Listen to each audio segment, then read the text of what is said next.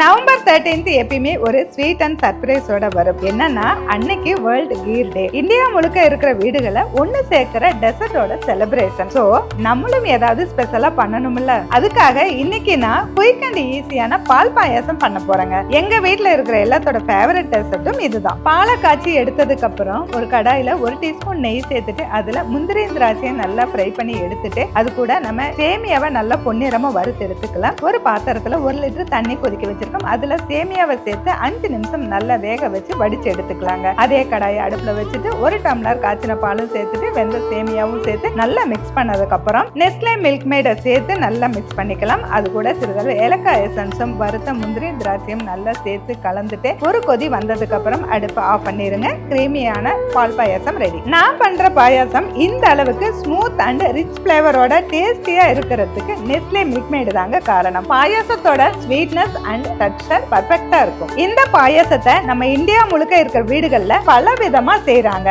ஆனா பாயாசத்தை முழுமையாக்குற ஒரே constant இன்கிரிடியன்ட்னா milk mat தான்.